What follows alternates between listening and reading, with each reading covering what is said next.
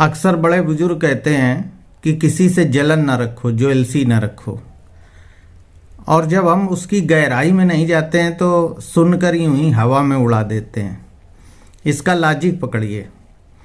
आप देखिए कि जो व्यक्ति लोगों से जलन रखता है, इसी में वो डूबा रहता है। कौन क्या कर रहा है, कैसे कर रहा है, क्यों कर रहा है, कौन हमारे बारे में क्या सोच रहा है,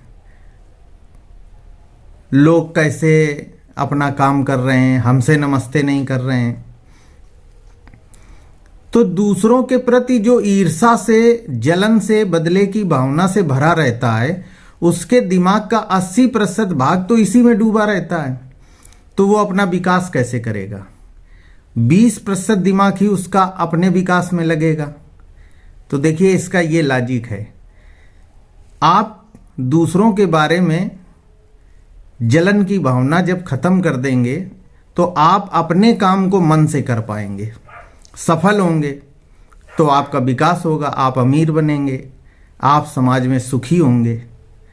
दूसरी चीज, कभी आपको लगे कि सामने वाला व्यक्ति आपके प्रति ईर्ष्या करता है और वो समझ में आ जाता, चेहरे से 2-4 बार मुलाकात में समझ में आ जाता है कि सामने वाला व्यक्ति आपसे किसी बात पे चिढ़ रहा है, ईर्ष्या कर रहा है, जलन कर रहा है।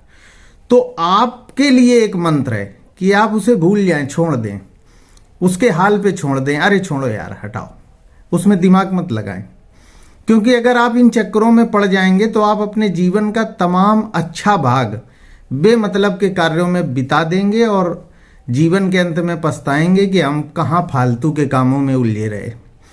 और उसका तो नसीब वैसे भी खराब है, क्योंकि आप उसे छोड़ेंगे एक एक करके। उसके जितने भी साथी हैं उसकी आदत की वजह से उसको छोड़ देंगे। तो जिस आदमी का जनसंपर्क नहीं होता है, जिसके साथी नहीं होते हैं, उसका नसीब तो खराब होता ही है, वो गरीब ही होता है।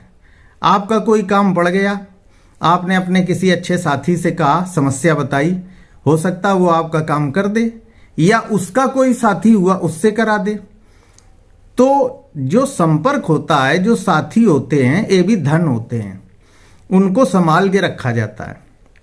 और अगर कोई साथी निगेटिव है, ज्वेलस की भावना है, तो आप उसे छोड़ दें, ओवरलुक कर दें, उलझे नहीं, इसमें आपका हित है। और जिसको एक एक करके लोग छोड़ते जाएंगे उसकी आदतों की वजह से, तो वो तो वैसे भी एक दिन पिछड़ जाएगा।